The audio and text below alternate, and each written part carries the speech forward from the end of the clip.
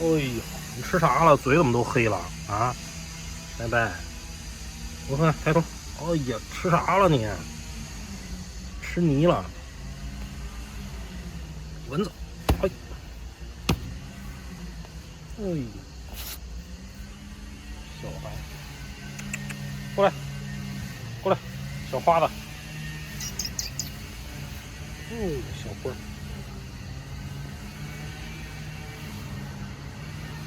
哎呦，小猫子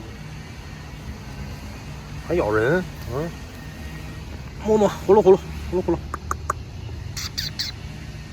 哎，哎，疼疼疼疼疼，喝着喝着，哎呀！我的病毒，你别在这给我身上给我上呀！我今儿来收你来了，一来叫你收到我那保护楼了，叫你压到地狱18层，100年你不得出来。Good morning， 大家好，欢迎来到毛怪先生的动画课程。那么这次呢，我要制作一个 building animation 啊，一个建筑动画。建筑动画呢，其实在 Span 里面应用的还是比较多的啊，大部分呢都是这个用3D 制作的建筑，然后渲染成各个不同的零件各个不同的，比如说房顶啊，然后桌子、椅子等等，在 Span 里面再把它拼出来。为什么不在3D 里面直接做呢？当然还是为了省资源啊。做成2D 的这个图片呢，在引擎里面是能省很大的容量的。动画角度来讲呢，也是我不知道省不省事啊，可能3D 引擎有3D 的方法，但是毕竟用2D 还是更省资源。这也是一个大部分游戏公司的一个建筑动画的一个需求。我之前呢为很多地方做了这种建筑动画，大部分都是 Span 做的。好，我们先看一个之前的例子啊。这是为之前的一个公司制作的一个建筑动画啊，看看每一个骨骼啊都是一个单独的建筑，然后每一个骨骼里面分了这么多的动画，你看看这里面这是什么意思呢？这是15级啊，一共有15级。一个建筑15个级别，然后每一个级别之间有一个，你看 Stage 1 to Stage 2， 每一个级别之间有一个变化Stage 1 Stage 2啊，它们都是静态的，然后这个变化是一个动画。来看一下这个动画，大概是这个样子啊，这是第2个动画，还有一个建造的过程啊，建造的过程都是这样的。好了，我们看一下这个动画啊。像我就是干完了活之后，然后其他的一切全抛诸脑后，全都忘掉了。其实建筑动画相对于角色动画来讲呢，从动画角度来讲，它会简单的多啊，因为它的动画没那么复杂，像这种上升，然后一个制作叠画，一个掉落，对吧？再看这个类似于都是这种非常简单的一个动画。从动画角度来讲呢，没什么，但是它里面的坑是非常非常多的。我告诉大家，我现在得制作了得有上百个，乃至我估计上千个可能都有了啊。往少了说吧，上百个建筑都做了这么多的动画，自己才大概总结出一个比较方便的、靠谱的方法。方法是什么呢？那么现在拿我来制作的这个项目来讲啊，看这个图片是什么呢？当然得处理一下，因为现在这个项目在做啊，所以不能让大家看到它是什么。这边漏图了是吧？漏图了，咱们给它换一下。这个怎么能放在这儿呢？是不是？换一个图。这个呢也是要把这些零件放到这个地方给它拼上。那么大家看看这些是什么东西？我为什么放了这么多骨骼？这些图片。这么多图片，每一个骨骼里面放的都是一个小的零件。这个呢，我觉得应该不用过多的去解释啊。当然，它只是一个时间问题，你手动一个一个把它们绑在这个骨骼里就行了。当然是一个很繁琐的过程，在这儿我就不操作了，因为这一步我已经操作完了，把这些东西都放进来。关键是什么呢？就是我们所需要的动画。这个动画我之后要做的呢，也是这些零件从天上掉下来，然后拼成一个建筑。看一下啊，我已经把这个动画做好一部分了，看到了吗？看到了2个零件掉落，2个零件掉落，然后呢，下面这3个是什么呢？这3个是烟雾。好，然后用它们拼成，你看这些我都做好了啊，已经都做好了。那么从头来啊，从头来我给大家一定要从头来讲这个例子。你看这些东西啊，这些零件全都导进来了。第一步是什么啊？第一步是什么？是你的 PSD 要拆图。我的 PSD 已经拆完了，而且我在这儿呢不能把这个图放出来啊。这个你只能手动的去拆。像这些所有的都是3D 渲染的，3D 渲染的，然后在 PS 里面我一个零件离一个零件拆出来的啊，这个没有办法，3D 只能大概的给你分一下，它是分局部一块一块的给你渲染出来，然后在这个 PS 里，你把每一个圈出来，然后单独的分成层，批量改名啊，批量改名。具体怎么改名呢？之前我很多的视频已经介绍过了，去找我之前的视频啊，批量改名，或者找那个 Spine 的基础的课程、基础操作都讲过。然后大概呢进行了一下分类。你看这里面分 wood 啊 ，wood 可能是木材，对吧？木材是这个词吗？啊，不是啊，木材 smoke base 啊，这是基础地基之类的东西 ，shadow 影子，然后地面，然后在这里面第一步呢是在设置状态下啊 ，setup 设置状态下回到这个root， 你看 root 我已经把 select 这一项去掉了啊，省着我在操作的时候选中它。但是你在这儿可以选中它。先创建一个骨骼，基础操作是怎么做的呢？是这样的啊，这样的一个骨骼，然后假设这是一个零件啊，这是一个 smoke 啊，我们就认为它是一个零件，把这个 smoke 选中它，按 P 键绑定到这个骨骼上，刚才创建的骨骼上。然后如果这是一个比较高的建筑，那么你这个骨骼的位置大致是放在它下面地基的这个位置啊，大概放在这个位置。我们假设它是一棵树吧，啊，一个 tree，那差不多也是这个位置，对吧？它掉落呢，这个动画是这样来调节的：创建啊，进入动画模式。然后呢，我新创建一个动画吧，对刚才咱们那个别有影响的 New One 啊，一个新的动画。那么假设这个 tree 呢，它是一个要生长的动画啊，那么应该是什么样子呢？在比如说我做一个15帧的动画啊，15帧的动画，如果它是要生长的，那我们应该调节它的比例动画。最后一帧肯定是它的完成的模式啊，最后一帧就是已经长好的样子。那第一帧呢，我们应该看不到它，或者它很小，所以把它缩小。哎，是这样一个动画。啊，这样一个动画，当然了，我们要对它呢进行一些动画上的反馈，让它看着更有意思。一个成长的动画，这是我现在用的版本是 Spine 4.1.07 啊，这样一个版本，4.0之后的版本。我记着4.0的时候应该是还是3.9，中间有一个版本把这个曲线面板去掉了。啊，后来它加回来了，应该是4.1之后加回来了，中间应该遭到了大部分这种动画师的这种抵制啊，甚至这种谩骂，他把这个去掉真的很不明智啊，所以他们后来做聪明了，把这个加回来了。我觉得还没有最开始那个好用的，因为这个曲线面板实在是太难用了，真的，现在我也觉得它太难用了，对吧？因为我想调它高度的方法，我只能这样来调，它实在是不好使。好，不说那个了啊。长大，然后我们给它加一个曲线，让它有点意思。然后长到最大的时候呢，需要做一个反馈啊，加一个反馈效果。所以在这儿我后面加一个关键帧。一般我之前做反馈动画的时候呢，都是在第一帧最小，然后长大，最后一帧一样，中间我会加一个稍微有这样一个效果，加点曲线看一下效果，看到了吧？有这样一个效果，但是现在呢，我们利用这个曲线面板可以减少一个关键帧啊，用曲线来完成。第一步是什么呢？就是你看看它这个应该是同时包含了2个比例的变化，一个是 x 轴，一个是 x 值，一个是 y 值，不会说话了。这2个是可以分别调节的啊，但是呢，它的这个位置是只能一起移动的。好了，我们来先把这一个点把它改成这个样子，这叫什么呀？这个 separates Bezier handles， 这是贝塞尔曲线的这个操纵杆啊，就是让它可以分别的操作。点一下这个，它有快捷键啊，是 Alt， 但是我一直不知道这个 Alt 应该怎么点，点了也没有用啊，点一下它就可以了。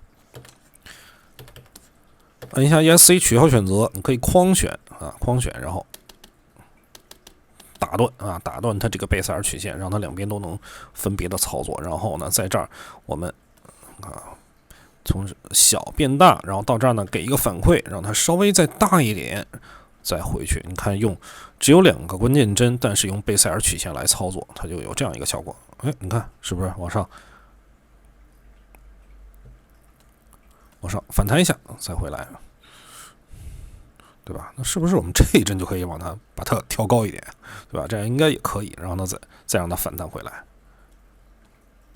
啊，调成这个样子，啊，也可以。这就看你怎么调吧，啊，看你怎么调吧。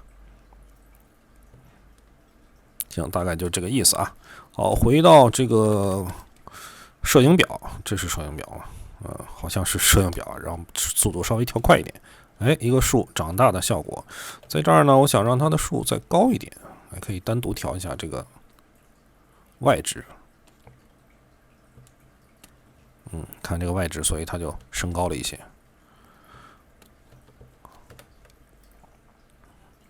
这是一个树啊，一个树。然后除了这个呢，第一帧我们是因为它很小啊，所以我们就可以放在这儿了。这个木头掉落是这样来调的，这是木头掉落一定在最开始的时候啊，你看我这个初始状态，这个木头的最开始的位置是一个初始的位置，就是已经摆好的这个位置也不一定啊，就是他的意思是说，他要落下的这个位置，就是它从天上掉下来嘛，一定初始的位置是落到地面上的这个位置。当然，你把它挪到这儿的时候，那我在这个动画里，它就落到这个位置了啊。你只要记住啊，在动画里面啊，在这个初始状态下，它是落地的这个位置啊，落地的这个位置。好了，我们做一下它掉落的动画，是这样来做的啊。它呢是再创建一个吧 ，New to 啊 ，New to， 它的位置第一帧啊，创建这个关键帧，最后一帧创建这个关键帧。所以第一帧呢抬高，哎掉落，你看这样一个动画，它应该是什么动画呢？是一个加速动画啊，开始慢后来快，加速动画，所以它的曲线是这个样子的。哎，掉落。后面呢，再创建一个关键帧，这样加一个反馈。它的反馈方法呢，同样是这样。你要是不会调曲线的，你就简单一点啊，稍微抬高一点。哎，一个反馈，那个曲线，它这个新的面板曲线老变成这个样子啊，很不好操作。就这样一个，然后咱们用贝塞尔曲线来调这个样子啊，进入 graph 是怎么翻译？掉落之后呢，首先第一步打断这个贝塞尔曲线的操纵点，然后这一帧让它稍微抬高一点，它也是分 x 值 y 值的啊，这个上面应该是 x 值没有变化，看 y 值抬高一点，掉落反弹，然后再落下，速度有点快了，反弹掉落。太高了，再调一调。好，除了这一项呢，我加了一个动画加了一个效果，加的效果是什么呢？就是它的比例变化啊，它掉落的时候稍微给它加一点这种垂直的，哎，掉落地了啊，快落地了，弹起来，然后横向的涨一下，然后再掉落，再加一个。这样一个动画，然后直到恢复成默认状态。你这个最后恢复的可以比掉落最后一帧稍微晚一点啊，然后加个曲线就行了。你看有点这种反弹的效果，这样看起来效果就会比较有意思。哎，是吧？然后这是两个动画，一个生长，哎，一个生长，觉得生长还是不够，再高一点，哎。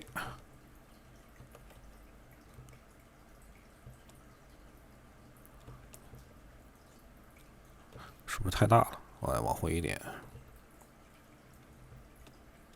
好，一个掉落啊，两个动画算两个基础的动画，我们可以把名字改一下，这个是 grow， 这是 drop 或者 fall， 会一点词就赶紧用上，不用到时候就忘了。哎 ，drop， fall 吧 ，false。fall， 好，在这个基础上呢，有一个透明度的变化，因为开始木头不能凭空出现，就是我们所有的零件，就像我之前看的，咱们看这个似的啊，它在掉落的时候，可能有很多东西要一直往下掉落，它分步骤的时候，我们上来是看不到它的啊，看不到它的时候呢，就在第一帧把这个图片选中它的第一帧，默认是看不到的，把它的透明度调成0，然后掉落一会儿，有一个淡入的效果。淡出还是淡入？淡入，然后掉落。同时呢，掉落地面应该有一个反馈，就是我现在做的这个 smoke 的动画啊。我把这个 smoke 单做一个，看这个 smoke 是怎么做的。smoke one 吧。图片呢我已经做成网格了啊 ，smoke 是做成网格的。然后在第一帧，我这个网格动画就建立一个网格关键帧。后面放大一点。当然你要想做的细致呢，你可以把它做一点点这种扭曲啊，都是可以的。放大。同时呢，它是一个减速动画，应该是这个样子。开始快，后来慢，减速动画。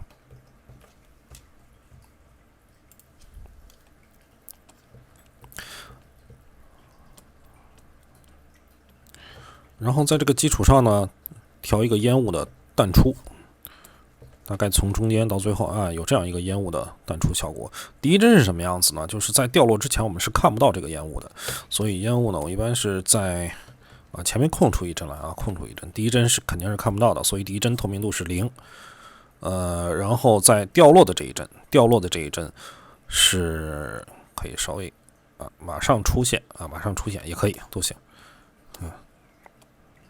然后从这个注意看啊，从第一帧，比如说木头大概掉到11帧的时候，木头大概在11帧的时候它才落地。然后前面怎么样？前面这个烟雾不能这样出现，对不对？所以我们要在这儿把它选择成这个曲线，这叫什么 ？Stepped curve 叫中文叫阶梯曲线啊，阶梯曲线。这样呢，就前面这一段是看不到它的，没有变化过程。到这一帧啊，突然变化，就像是逐帧动画一样，有这样一个效果。好了，这是一些基础的元素，对吧？我们刚才做了3个，一个长啊，生长，一个 fall 掉落。生长的我们也得加上，第一帧是看不到的啊，这个 grow 第一帧看不到的，然后给一个稍微有一点透明度变化，这样会自然一些。fall 也是，然后呢，把它们在需要制作动画的时候再拼接在一起，就是大概这样一个方法。看似动画非常简单，对吧？就这样几个动画，但是它的坑在哪里呢？就是我们后期在制作的时候会遇到的很多的这种麻烦的地方啊，跟大家提前打个招呼。看我现在为什么做了这么多？因为每一个都是不同的零件啊，不同的零件。你当然可以用，想想啊，你可以把所有的零件放到一个骨骼内，然后用那个插槽，就是所有的图片放到一个插槽里面，让它制作动画的时候显示不同的零件就可以了。但那个我觉得还是太繁琐了啊，所以这个毕竟它是分好层的，所以就是把每一个零件单独创建了一个骨骼。因为这个动画零件太多了，所以还是挺麻烦的。但是我们现在看，我已经把所有的骨骼都创建好了。这个动画就是掉落的这个动画，我是怎么把这个掉落动画附到所有骨骼上呢？复制粘贴啊，复制粘贴虽然很多，但是没有办法。举个例子，我再拿一个零件过来，这个零件也要做一个掉落的动画，所以我们最开始制作的这个木头掉落啊，就是这个掉落一定要把它做好，把能想到的可能都给它做好。你看一个，位置的变化，一个这个比例的变化，一个透明度的变化。但唯有这个透明度的变化，它是它就透明度变化它只能赋予到图片上啊，所以一会儿咱们单调这个透明度的变化。我先说怎么来创建这个骨骼。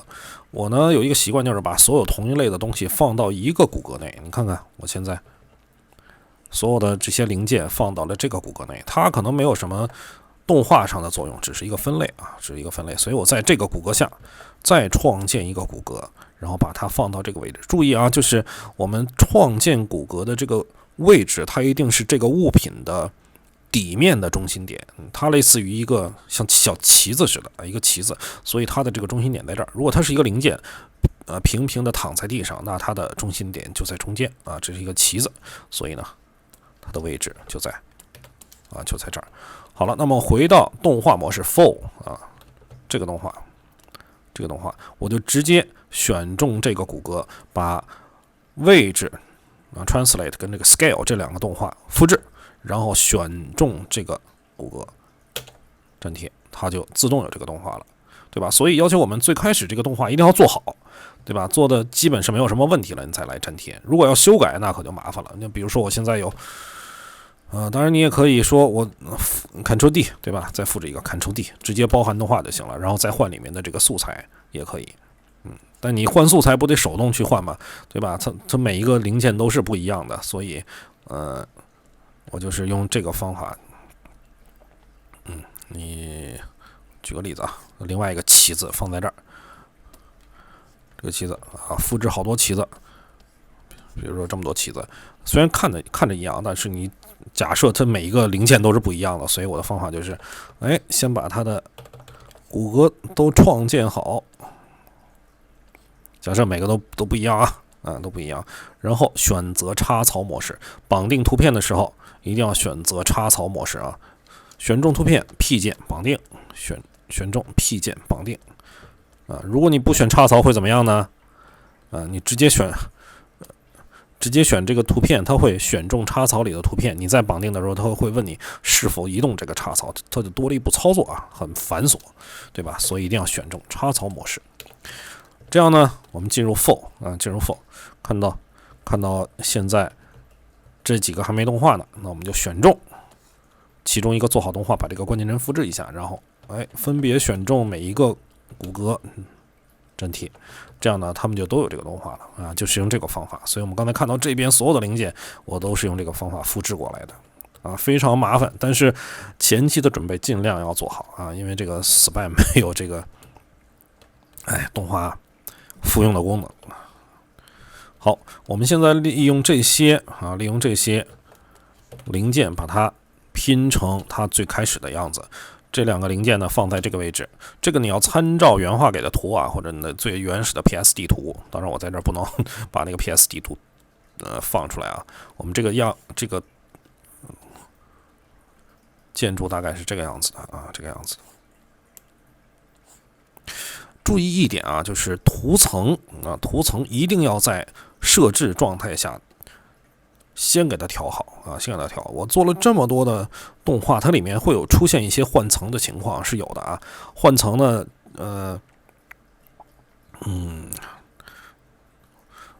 换层呢就是根据实际情况在动画模式下再去调。我觉得后期遇到一些复杂的建筑，再单独来讲这个换层啊，单独来讲换层。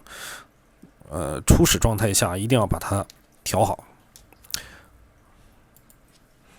好，我来摆一下，它们的位置啊。先调的是位置，这个样子大概是这个样子。比如说这个旗子啊，旗子围住这个城墙，围住这个城墙，两个零件在这儿。那我们想一想，它的这个图层应该是什么样子的？上面的旗子。一堆旗子围住这个城墙，下面两个木头，它的图层顺序应该是什么样的 ？PSD 里能分好当然更好，但是有的时候我们超元层它的 PSD 的图层的顺序并不一定是我们在动画里面需要的，可能都会出现这种问题。最终的图层顺序还是要在 Span 的设置模式下来调节。那么这个时候我们来看一下，我首先把骨骼的选择给它去掉啊。我们现在选不中这个骨骼，看看这两个木头在哪儿呢？一是6，这是62，这是43啊。这两个顺序是没问题的，对吧？因为应该是离你最近的东西在前面，这个旗子就应该在最后面，对吧？看这几个旗子的顺序，04、07、03，这个顺序就不对了啊。它应该在07的上面，对吧？这是06应该在04的前面，这个没问题啊。你可能很多人会说，它俩又没有一个折抵，又没有一个覆盖的关系，对吧？为什么要在这儿分这么细呢？而一般情况下也是没关系的啊。但是希望大家养成这样一个好习惯，因为有的时候还是会出现一些这种特殊的情况。我们看看这3个是什么？你看看这样来分的话，我现在选中的这4个旗子，是几个旗子？这个在哪儿呢？就这个吧，这4个旗子啊，它在上面这4个旗子的下面，这样的图层就会出现这样一个问题：如果你移动的话，啊，它就会跑到上面旗子后面去，这个顺序是不对的，所以我们要把它拽上来啊，拽上来。建议大家一定要养成这种好习惯，因为有的时候你要替换成另外，比如说我前面替换成另外一个素材，换成一个高的楼，如果你顺序不对的话，那个高的楼就会跑到这个旗子后面去啊。所以在初始状态下，图层顺序一定要处理好啊。你像我这么多东西，我还没有处理的图层呢啊，这对我来说是一个nightmare 啊，非常可怕的一个工作量啊。这些尽量还是处理好。我后面会慢慢的去处理它。我先把这个城墙带旗子的这个建筑给它拼好。我们回到这个动画里，你看，这个动画应该怎么来制作呢？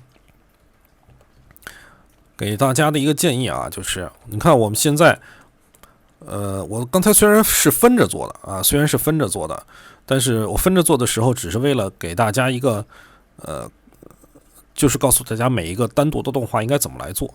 啊，应该做完之后啊，或者你做在一起也可以啊。有一个建议就是做完之后，把所有的动画复制到一个动画里去啊，说这我少了一点啊，刚才要说没说完呢，忘了。就是注意，刚才我说这个 fold 这个木头这个零件掉下来有个透明度变化，记着吗？这些旗子还没有调呢啊，我们要把这个旗子的透明度变化都调出来。你可以选中这些骨骼啊，应该是这几个骨骼吧？这几个骨骼展开。这有几个图片没有选中，它们。第一帧透明度变化，然后应该在哪一帧呢？看看，你可以一起来调这些透明度的变化，这样啊。还有一个方法呢，就是骨骼选择取消，你在这儿直接选图片啊，选不中，我天哪！啊，这样还不能选，它好像这样选只能选网格模式下的图片啊，这些都是没有网格化的，那就只能这么选了，对吧？就像刚才那个方法，对吧？全选这些图片，就这样就可以了啊。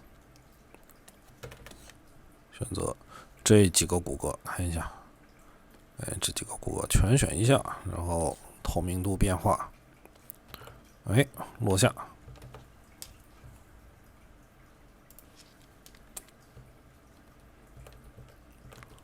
下，好，然后回到我刚才说的啊，就是把所有的动画全放到一个动画里去，我们就都放到最开始的 animation 里去吧。fold 啊，这个 fold 也放到最开始的 animation 里去啊，包括 smoke 都做好了。回到我们的 animation， 这些动画全放到一块儿啊，看看这么多的东西，为什么要这么做啊？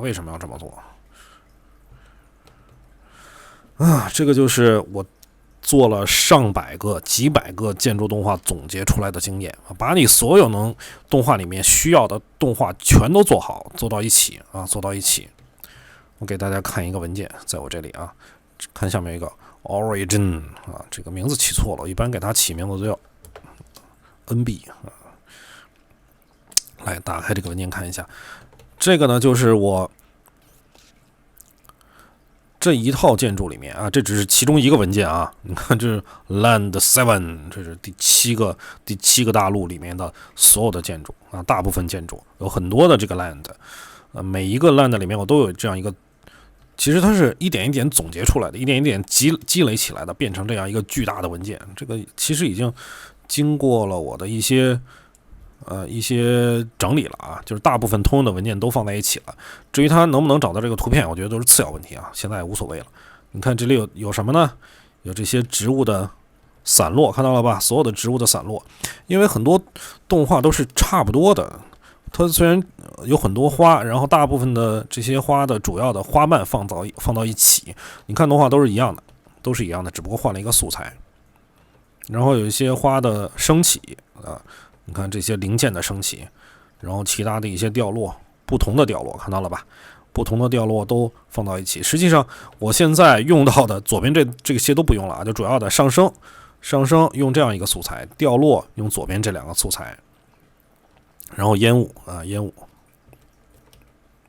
这个烟雾跟我这里面这烟雾是一样的啊，其实是同一张图片。这个烟雾等于你可能会看到两个不同的游戏使用的同一个烟雾。It's a secret。好，全放到一起，然后之后要怎么办呢？就是我们现在要做这些旗子掉落到城墙旁边的这个动画。那好，我们复制一个，注意看啊，这个 animation 这个动画，把它复制一个 Ctrl D。这个 Span 这点就不好啊，复制动画必须在这个树状图的面板里才能复制，选中 Animation Ctrl D 复制一个 Animation 图，在这个地方你来修改动画啊，注意看这个地方来修改动画。比如说我们是level 1吧，啊 level 1，它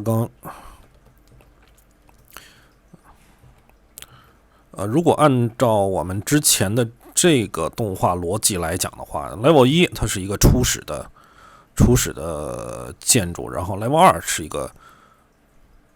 是第二级。那么我们第一级可能是这样一个基础的城墙或者一个地基，它是没有东西的啊，这是 level 1，对吧？然后在这个基础上 Ctrl D， 注意看一个 level 2是这些旗子啊已经在这儿了。那这个时候呢，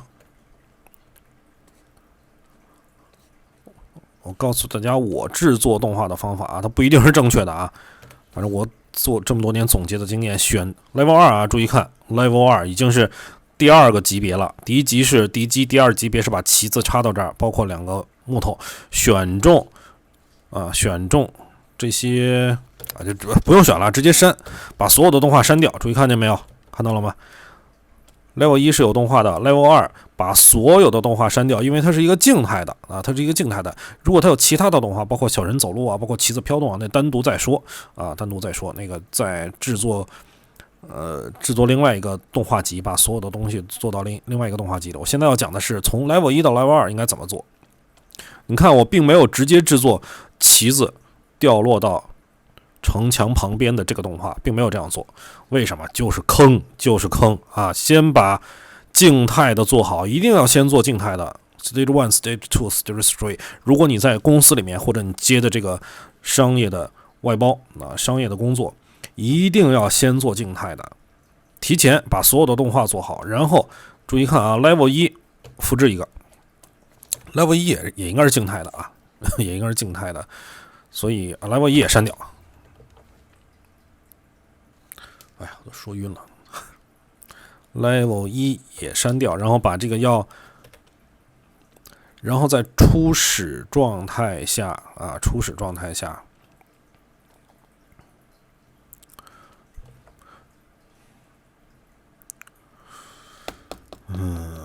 想怎么来讲这块啊？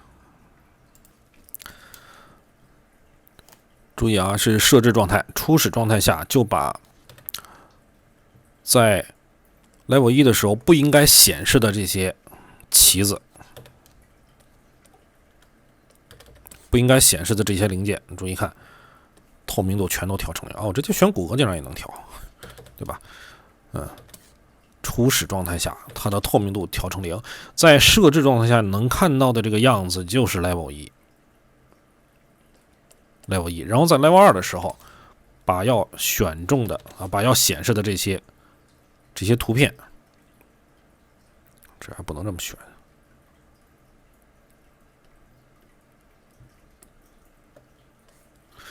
再调出一个透明度的关键帧level 1是没有这个旗子的，这一定是初始状态啊。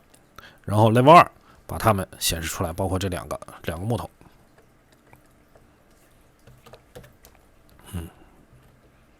然后如果 level 3的时候有更多的东西，也是在 level 3里面再把那个第3个级别的建筑的透明度调成100，初始状态一定是最开始，就是别的看不到的透明度全都调成0啊！这是我做了这么多建筑总结出来最方便的方法啊，最方便的方法是这样吗？可能是可能是。然后呢，我们再调节 level 1到 level 2的一个变化，就是我们复制一下这个，复制哪个呢？应该复制 animation， 因为这个 animation 里面有我们所有的动画有我们所有的动画，复制 animation， 把它名字起名 level 1 2 level 2 level 1 2 level 2这是我起的名字，看懂这个意思就行了。具体怎么变化，一定要事先跟策划去定好，非常重要这一点。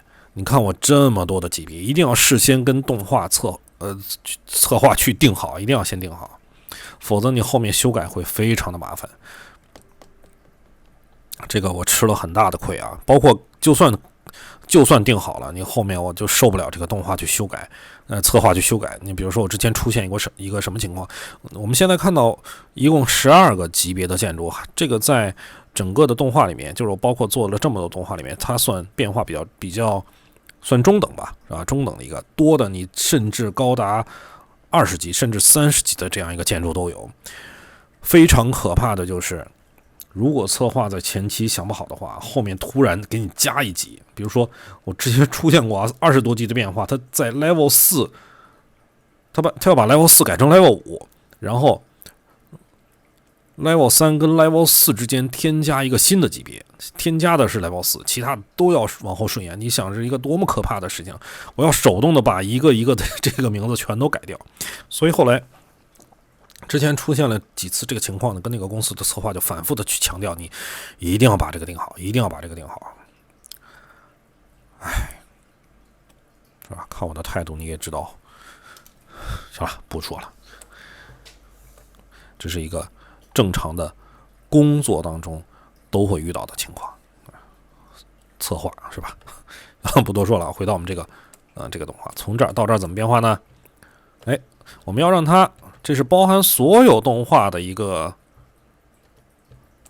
动画片段，对吧？因为我们复制的 animation 它是所有的动画，在这儿呢，注意看啊，我们调节选择 Shift， 这是移动吧？中文是移动。在这儿呢，选择我们要让这个旗子按顺序出来。那么，比如说这个旗子，往后挪2帧，直接挪，你看它是不是晚一点出来了，对吧？然后它晚一点，它晚一点。我只是举个例子啊，咱具体怎么调，你们要调的细致一点。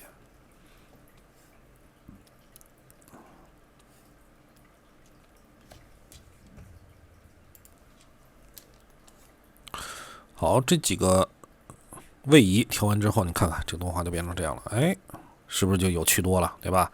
后面这2个间距有点远了，再往前挪一挪，是不是很好玩的？所以你现在能不能理解我在刚才强调的，在最初始状态，它们的透明度全都调成0，因为我们上来就看不到它了，对吧？你就不用在这儿上来再把每一个单独的旗子第一帧透明度再调一次了全都是经验，老师给你们介绍的非常宝贵的经验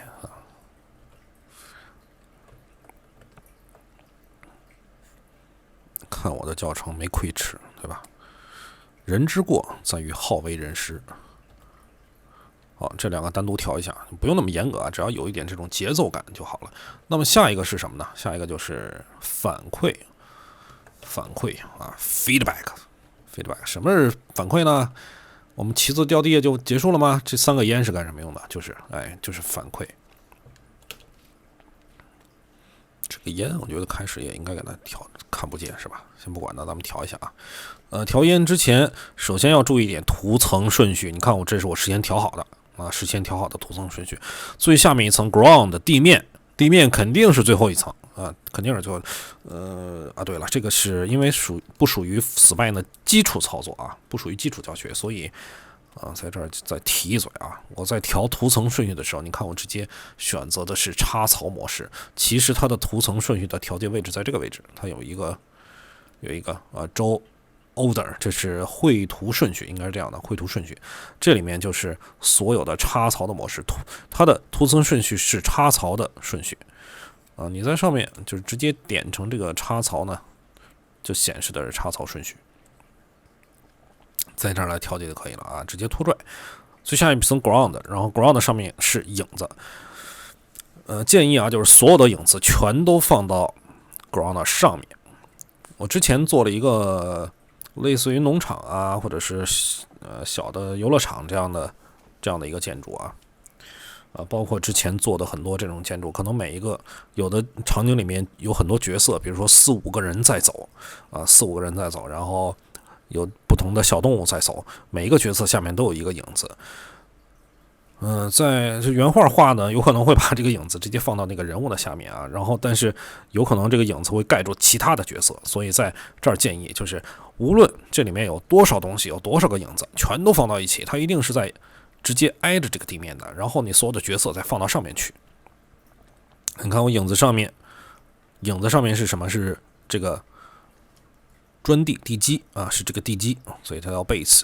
然后烟雾放到一起了，你看这几个烟雾，对吧？这个烟雾一定是在地基上面的，烟雾有可能烟雾是会盖住影子的是会盖住影子的。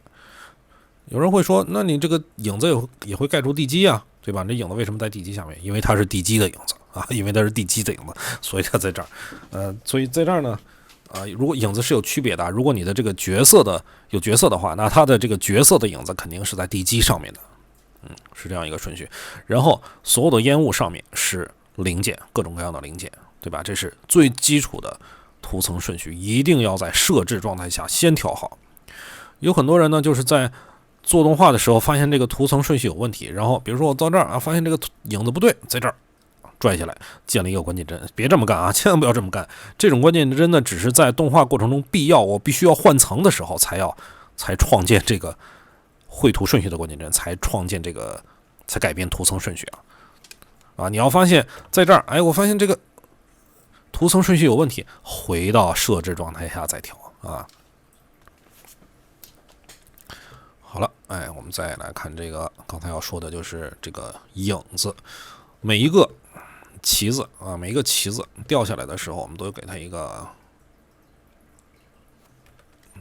影这个烟雾的反馈这是 level 1 to level 2注意看第一个旗子掉的位置在这儿，我们把到这儿，然后把这个影子第一个影子出现，把它的关键帧挪到这儿来，在这儿你看第一个影子是吧？那这儿可能有人会问了，你为什么不在初始状态下把这个影子放到这儿呢？为什么？因为你并不知道这建筑里面有多少个零件，对吧？而且你摆的这个，难道你有这么多零件，你每个都给它创建一个影子吗？那太多了，对吧？所以影子特殊处理，做好的影子大概3到4个放在下面复用一下，对吧？这是需要复用的第一个影子，然后第一个旗子掉落，第二个旗子掉落，第二个旗子大概在这个位置，是吧？掉落之后，然后你看第二个影子的动画挪到第16帧，把它放到这个地方。第一个影子，第二个影子，然后第3个旗子掉落，然后第3个影子的动画挪到24帧，把它挪到第3个旗子的下面，对吧？所以我刚才为什么强调在初始状态就把所有的图层顺序全都调好？你看3个影子。3个烟雾smoke 在这个地基的上面，对吧？所以在这儿，无论动画你怎么做，这些影子是绝对不会被上面的旗子盖住的，就是这个意思，对吧？前期的准备一定要做好。好了，这是3个旗子，第4个旗子怎么办？没有影子了。那看一看第一个影子动画完了没有？完了是吧？完了以后，在这儿复制前面这一段动画第30帧，粘贴一下就可以了。在这儿直接把这个影子挪到这儿，挪到这儿呢，会有一个问题呢。你看影子是挪过来的，那我们就把它的这个关键帧改成阶梯曲线就可以了啊，阶梯曲线啊。第3个影子在这儿，直到你看这样是不是就很有意思呀？对吧？然后后面那影子我们把它做完，这是该第5个旗子了。第2个影子在哪儿？看乱了。哎，啊，这是第1个，第2个，第2个在这儿呢，复制一下。然后因为我这个马赛克看不太清楚啊，就它吧，啊，就它吧，大概在这个位置，然后把它挪过去，挪到这儿，阶梯曲线，阶梯曲线。然后是第3个影子再复用，哎呀，乱了，对，第3个影子复制关键帧，这个有点不赶趟了啊！你看，这个旗子，左边这个旗子跟右边这个旗子掉落的速度很近，对吧？那简单一点，我们把它的前面这个稍微缩短一点，无所谓，是不是？哎，挪到这儿来。如果实在太近呢，实在太近的话，你就再复制一个影子 ，Ctrl D， 对吧？真的需要的话 ，Ctrl D， 包括动画放到第4个影子备用，就是这样啊。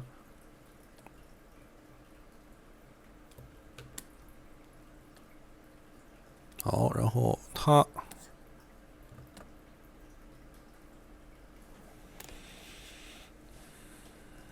这也是还真不够用了，是吧？真不够用了。把它这第4个影子吧，把它的位置信息去掉，因为我刚才复制的时候把位置信息也复制到了啊。然后这是复制的第4个影子，就当这个旗子吧，大概在这个位置，把它挪到这儿来。然后有没有之前动画播完的影子？看一下，这么近，没有了。阶梯曲线，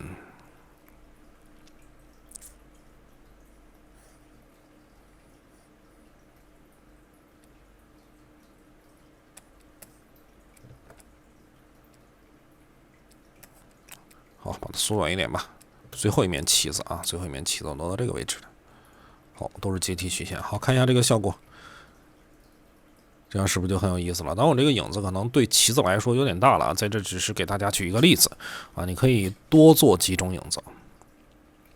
这2个木头啊，这2个木头还没影子呢，那看来这是真的不够用啊。这特殊情况，我一般是不会放这么多影子在这个位置的。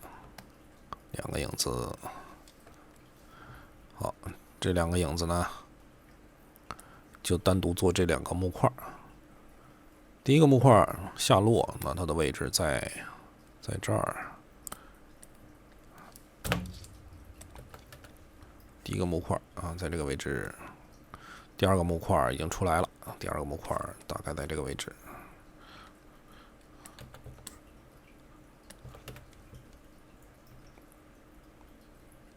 好，你看，注意看啊，然后把这个动画放到最后一帧，最后一帧之后直接点 Level 2，你看看有没有区别啊？跟 Level 2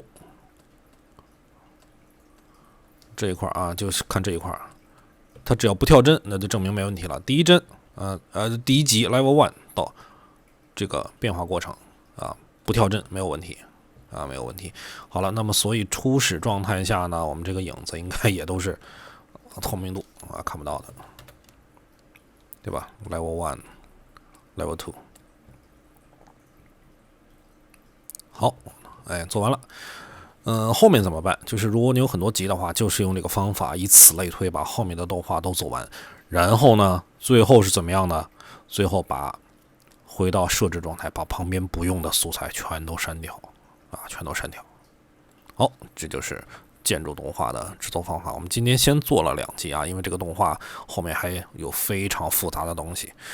后面我会继续制作这个动画啊，后面我会咱们讲到该讲的地方的时候，我会把它把所有的坑都慢慢的跟大家介绍出来。好，今天我们先讲一点基础啊，讲了多长时间？哇，快50分钟了。好，感谢大家啊，我们下次再见。关注毛怪先生 ，See you next time。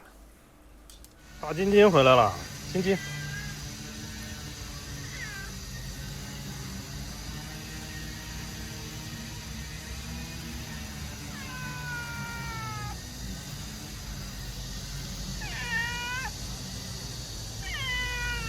金金，你去哪儿了？啊，我看看，我你那是不是又跟人打架了？